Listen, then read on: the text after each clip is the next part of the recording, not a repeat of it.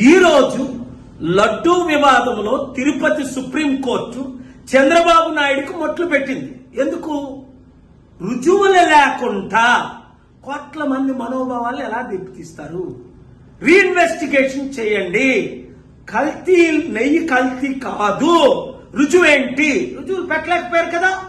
నేను చెప్పినట్టే జరిగింది. అందుకే నేను అక్కడ లడ్డు వివాదంలో మాట్లాడాను. ఏపీ హైకోర్టులో పిల్లేశాను, ఆర్గ్యుమెంట్స్ వినిపించారు. ఇక్కడ తెలంగాణ హైకోర్టులో కూడా హైడ్రా వివాదం, బీద ప్రజల ఇల్లులు కూల్చేస్తున్నారు నోటీసులు ఇవ్వకుండా, శనాదివారాలు కూల్చేస్తున్నారు.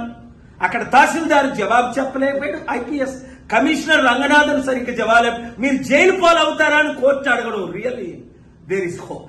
చాలా మంచిది. కనుక ఇప్పుడున్న ఐఏఎస్ ఐపీఎస్ ఐఆర్ఎస్ ఆఫీసర్ గుర్తుంచుకోండి, ఏ రాజకీయ నాయకుడు మిమ్మల్ని కాపాడలేడు. ఇష్టం వచ్చినట్టు పవన్ కళ్యాణ్ వాగొద్దు, వివాదాలు పెట్టొద్దు, మతి స్థిమితంగా మాట్లాడు. అప్పుడన్నా పాత వీడియో నా దగ్గర ఉంది, ముస్లింల రిలీజన్ బాగుంది, నాకు ఎక్కువ బీఫ్ పెట్టండి అని. అది వైరల్ అవుతుంది. ఇప్పుడు క్రిస్టియన్ మతం చాలా బాగుందని నేను బాప్తిసం తీసుకున్నానని అప్పుడు అన్నాం.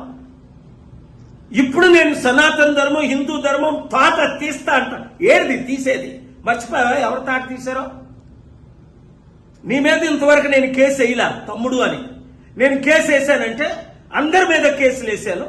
అందరినీ I'm holding every one accountable. Don't cross the line తమ్ముడు. ఈ వీడియో అందరికీ షేర్ చేయండి. శాంతి భద్రతలు కాపాడదాం. హిందూ ముస్లిం క్రిస్టియన్స్ కలిసి ఉందాం. ఇండియన్ డెమోక్రసీ జ్యుడిషియరీని కాపాడదాం.